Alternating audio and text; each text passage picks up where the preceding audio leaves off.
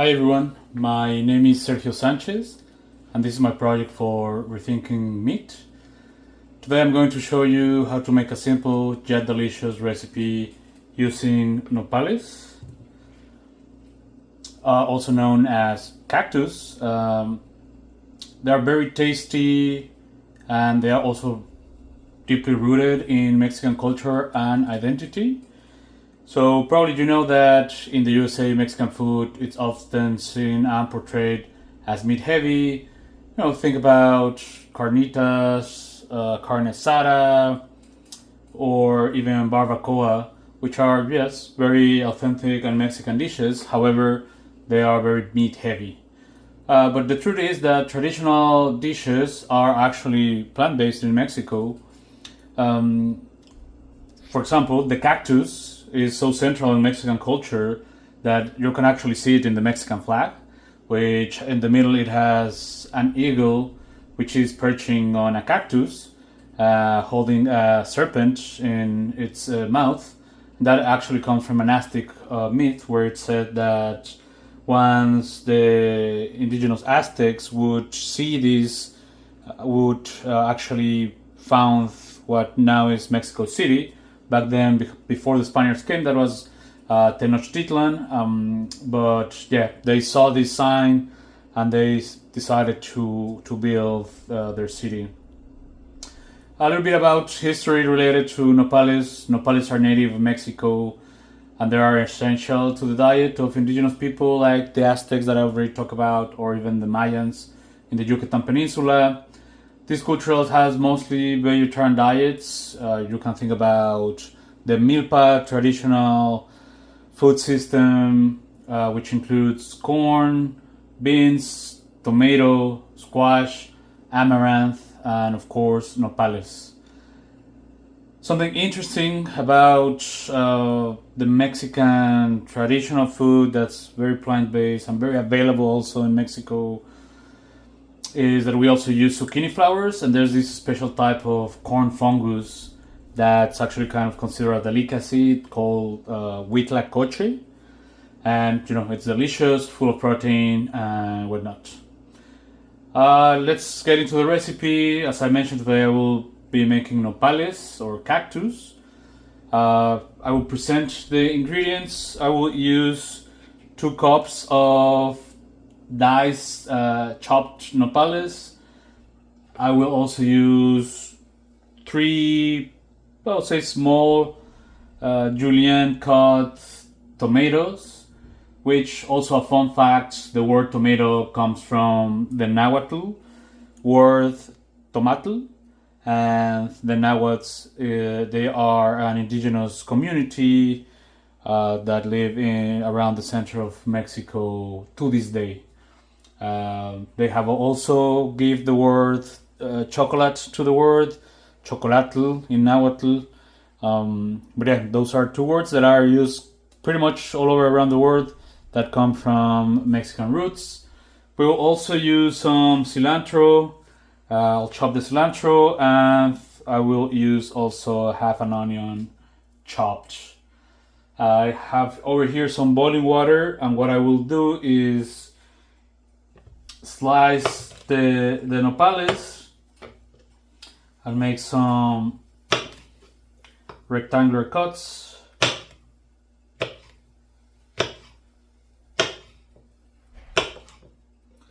And put them directly in the boiling water.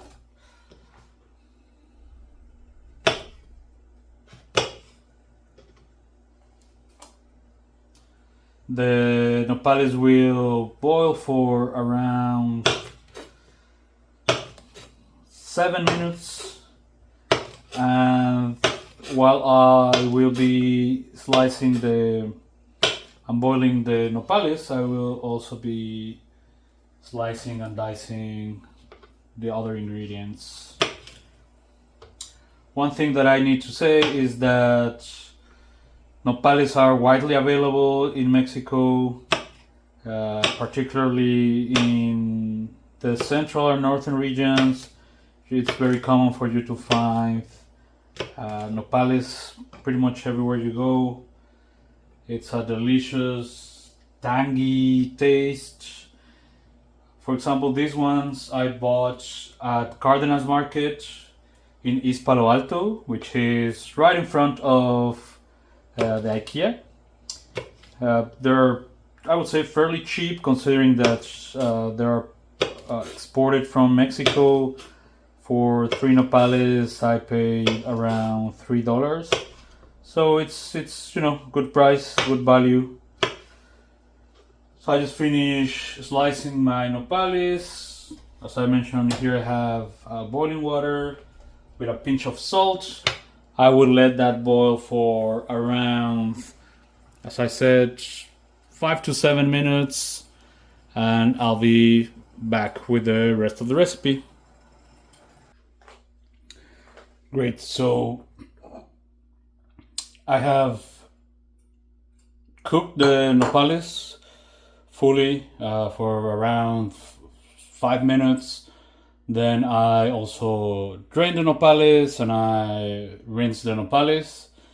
Now what I will do is I'll just mix ingredients. As you can see, I have all my ingredients here that are already sliced: the tomato, the onions, the cilantro, and the limes. So I'll just put here the nopales that, as I mentioned, I already drained and strained. I'll add the rest of the ingredients: the cilantro, the onions. Just try to spread them here a little bit evenly. And then all of the sliced tomatoes.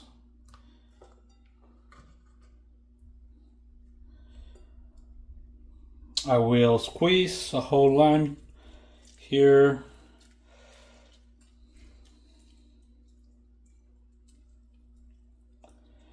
Then I will also season it with salt and pepper. Just a reminder that you can find these ingredients pretty much everywhere. I'd say in California, particularly if you go to San Francisco, the Mission District, which is a mostly Hispanic neighborhood. They are very easy to find. Also, you can, in case you don't find them in its natural stage, you can also buy them canned. Here is the bottle or the can of nopalitos. This can is around 1 pound, more or less, and it cost me $6. So yeah, it's pretty much available everywhere, and it will help you to have a very easy and delicious salad. Over here I'll just put some pepper.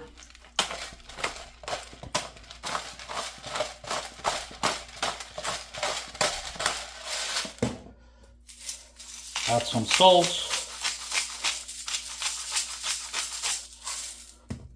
I'll probably just let it rest for a couple of minutes, just so that it gets some of the flavors together.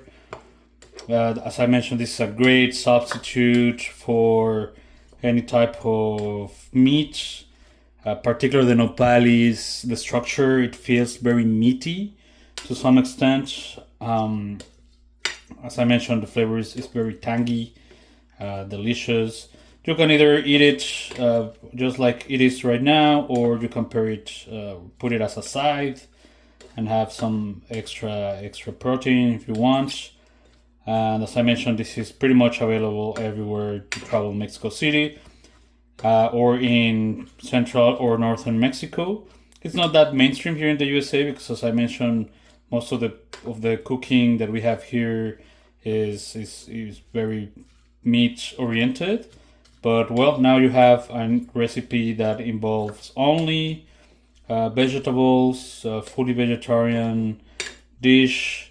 And well, next step will be tasting. I will just heat up a couple of tortillas and then have the final results.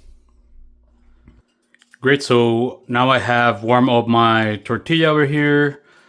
I will put it in my plate. serve some nopales. They have rested for a little while, so all the flavors get to mixed. Here you see all the nopales with the onions, the tomatoes. Thanks for watching. I really appreciate it. My name is Sergio Sanchez, and this is my final project for Rethinking Meat. Thank you very much. Gracias y buen provecho.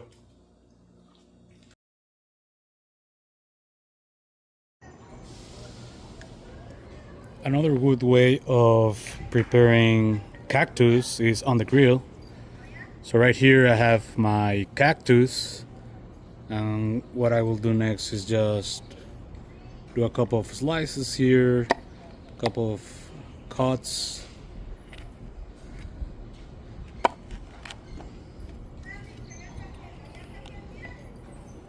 Just like that, and then I'll go ahead and put it in the grill.